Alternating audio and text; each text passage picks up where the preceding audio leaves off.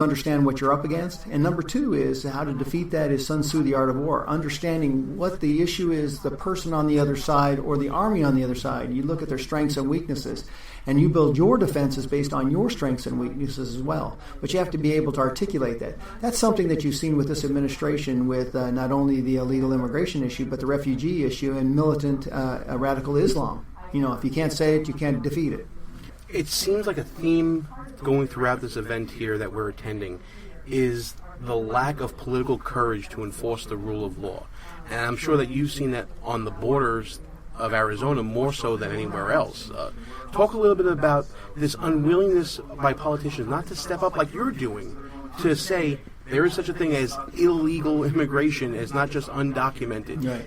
Let's talk about that a little. Is there any political courage left in Washington, D.C.? Well, you would absolutely hope. I'm sitting here in one of those people that's been challenging present companies, of course. But and there were 211 that voted for my amendment. So where we have to look at is the courage on those and build on that. That's why it behooves me to go to the Republicans on our side to say, listen, why did not you vote for that? Did you not take an oath to the Constitution and to the rule of law? Does that not supersede your predication on any other issue? That's what made us great. But that's also the challenge that's here, is we've gotten into bad habits. Leadership on both sides of the aisle have gotten into bad habits. And what we have to start doing is we have to start fighting for it. We just can't placate. And that's why you see the political turmoil and upheaval that you're seeing this year from the Bernie Sanders people, the Donald Trump people. America's fed up. They're being told one thing and they see actions contradict that. And I believe part of Congress is actually their lack of activity has actually created the scenario. Is that you got to stand for something and you got to fight for it and deliver on your promises. And that's what's key in this aspect here is that you have to follow through. You have to have a synchronized message, but you also have a strategy to get it involved. And that's why, frankly, Gene, we have become one of the foremost accountable congressmen in Congress. Even in my second term, I was the most accomplished members of Congress in being able to get stuff done. But also calling for the people to be held accountable, like Eric Holder, like Gina McCarthy, like the administrator from the IRS. These are all keys that people have to be held, and you have to have a multi-pronged strategy. Being a New Yorker, Donald Trump, I can sympathize with him. We don't often say things in the right way. He talked about the southern border and illegal immigration, drugs, people coming across.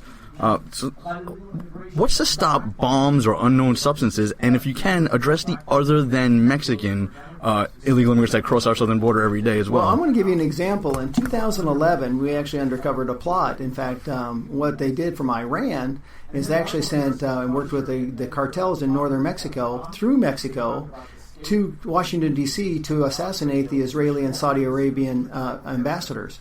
So, it's already a proven fact that we've seen this orchestration. It's a porous border, and you see these OTMs other than Mexicans coming across the border. This is paramount, particularly when you see our law enforcement, this administration stopping Operation Streamline, where we see where local municipalities and sheriff's offices are detaining people for illegally crossing, and you have a U.S. attorney that says, no, we're not prosecuting, let them go.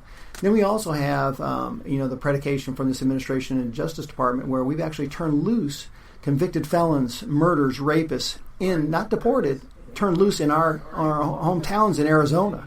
That's what is so scary in this regards. And I beg to talk to people across this country that if you own a piece of property on the Mexican-U.S. border, how different than that is in a suburb of New York that should be provided security and protection based upon this is a piece of the United States of America and all aspects are afforded to you equally across that board. This is absolutely ludicrous that we see this coming across that aspect. But, this administration has been about lawlessness, and that's going to be the legacy. This administration has also been about poor application of existing law. Let's talk a little bit about in the focus of the whole refugee situation from Syria that we've been dealing with. It's one thing to have laws on the books like you're proposing, but should the American people have more confidence that these laws are going to be carried out when they're on the books already? Oh, you're exactly right. When we talk about the refugee, I've got another story that brings it home for you. So under the Bush administration, they were actually using human intelligence to do background checks. Okay, and we had a gentleman that showed up in our office down in Costa Grande in 2011. He was a political asylee from Iraq, and what he was asking was for his benefits. We sent those benefits in appropriately. 2 weeks later, we get a letter from the DOJ saying we cannot process this applicant because he's on the terrorist watch list. Oh my God, here's a guy that just got out of prison and is now indicted on 3 different felonies in regards to, but he's still here. What does it take? You also have to remember that this president, in his first 6 months, removed most of the human intelligence forms out of the Middle East. So you're even blinder than what you have here. There is no way, and everybody from Comey to the Homeland Security, everybody has said in national intelligence, there's no way we can background vet these people. And these are coming from areas that are high-intensity Islamic, where ISIS started. And so the propensity, and ISIS has told us that they're integrated that aspect. I mean, it doesn't take rocket scientists to put 2 and 2 together. I know your time is short, Congressman, and you kind of touched on it. I just want to get just a little deeper because you mentioned vetting these people that are coming across. And we often discuss this topic, and I point out that all the 9/11 hijackers were basically vetted. They were here on a visa, at some point overstood their visa. How can the American people ever be confident that these refugees will be vetted, whether it's human or any method to vet these people? Trust is a series of promises kept. So you keep one promise at a time. So when you see a contradictory process here, then put time out. That's where the House has stood on that on the refugee process. Time out. That's where you're actually seeing the president actually going into fast track mode. And Hillary Clinton has actually said, we're going to go faster than that. We're going to just bring people in right and left. And that is chilling to all Americans because they're actually seeing their deformation of this country in front of their eyes. Look at what happened to Sweden. The Sweden that we know today is gone. It is gone based upon the refugee status of how many they took in and how they're going to be culturally changed by the Islamic faith. It's unbelievable. Well, listen, obviously we need to get more men like you in Congress, and we know further. And further, absolutely. And we know here on the show, money and people is what make the political world go around. And, of course, election year coming up for you as well. We want to make sure we get as much support for you as possible. How can people get in touch with you through social media, to donate, websites, all that fun stuff? You can go to my website at gozar.house.gov.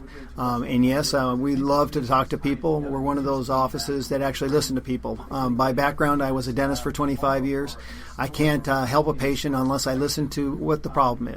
So we have a very good knack of talking to people, listening to people, finding out what's going on, engaging them, finding a solution, getting a strategy, and that's why we've become the hound of the house. We can get stuff done because we've actually put it together.